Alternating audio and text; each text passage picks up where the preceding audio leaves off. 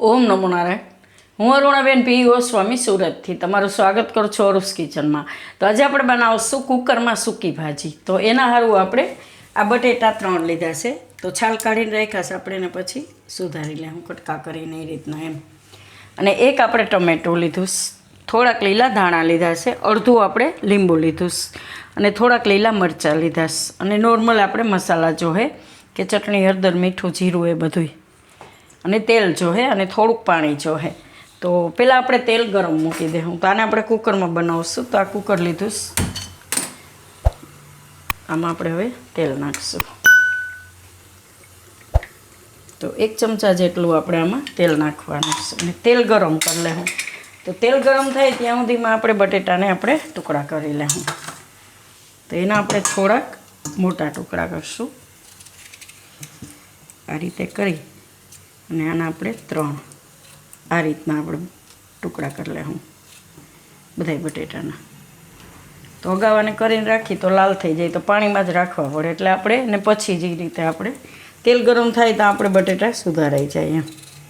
તો મોટા હોય આ રીતના, નાનું બટેટું હોય તો એના 2 કરવાના. તો આ રીતના થોડાક મોટા ટુકડા. તો આ રીતે આપણે કરી લેવું ટુકડા.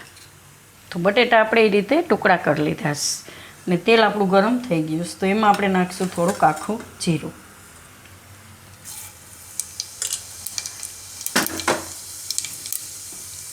જીરું થોડુંક લાલ થાય એટલે મરચાં.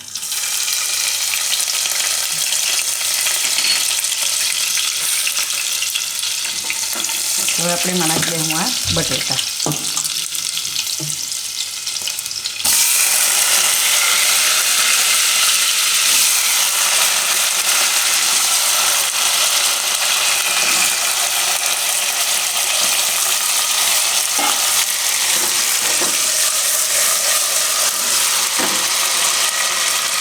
ટમેટા ગેસ ધીમો કરી દેવું. સ્વાદ પ્રમાણે મીઠું,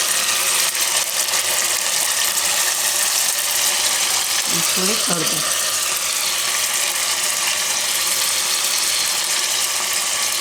થોડુંક ધાણા જીરું.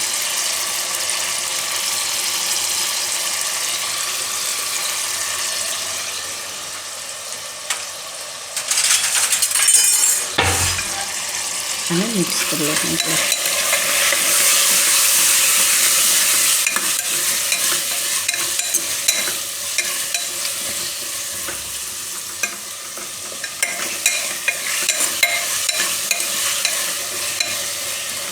આને તમારે આ રીતે પીળી કરવી હોય તો તમે લાલ મરચું સ્કીપ કરી શકો. અને જો લાલ સૂકી ભાજી ઘણાઈને પીળી ભાવતી હોય, ઘણાઈને લાલ મરચાંવાળી ભાવતી હોય, તો થેપલા એ રીતે આપણે એ રીતે બનાવતા હોય. તો જો તમારે લાલ મરચાંવાળી ખાવી હોય તો આપણે એમાં થોડુંક લાલ મરચું નાખીશું. ને પીળી ખાવી હોય તો તમે એ રીતે બનાવી શકો એમ. તો આ રીતે થોડુંક લાલ મરચું, કાશ્મીરી છે આ, બહુ તીખું નથી. અને લીલા ધાણા થોડાક.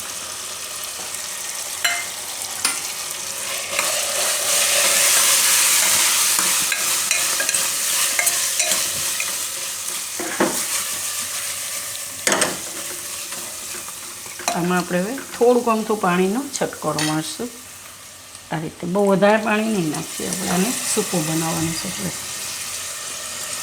આ રીતે. કુકરનું ઢાંકણું હવે બંધ કરી દઉં. તો તમે તમારી તીખાશ પ્રમાણે લાલ મરચું ને લીલા મરચાં ને એ નાખી શકો એમ. તો આ સૂકી ભાજી આપણે થેપલા એટલે ખાવામાં બહુ મજા આવે છે. કુકરનું ઢાંકણું બંધ કરી દઉં અને આપણે 3 વિસલ થવા દઉં. એટલે તમારે કુકર ઉપર આધાર હોય. ઘણાઈને 3 વિસલમાં થઈ જાય, ઘણાઈને 4 વિસલ થતી હોય ને 2 વિસલમાં થઈ જાય. તો આપણે આને 3 વિસલ થવા દઉં. તો આને આપણે હવે કુકર ખોલીને જોઈ લઉં. આપણે આમાં 3 વિસલ થઈ ગઈ.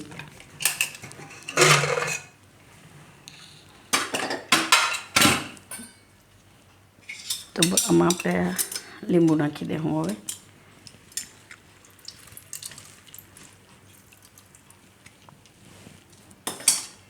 અને મિક્સ કરી નાખીએ.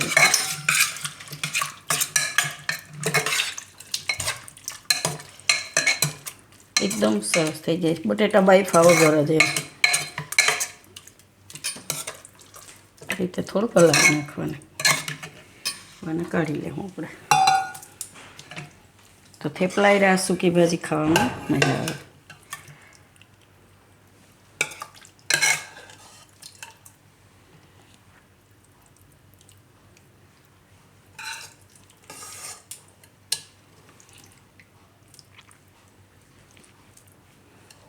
તો બટેટા બાફવાની ઝંઝટ નહીં, ડાયરેક્ટ તમે આ રીતે કુકરમાં બનાવી શકો એમ.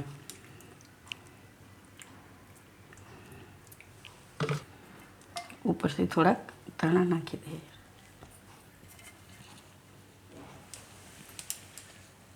તો તૈયાર છે આપણી કુકરમાં બનાવેલી સૂકી ભાજી.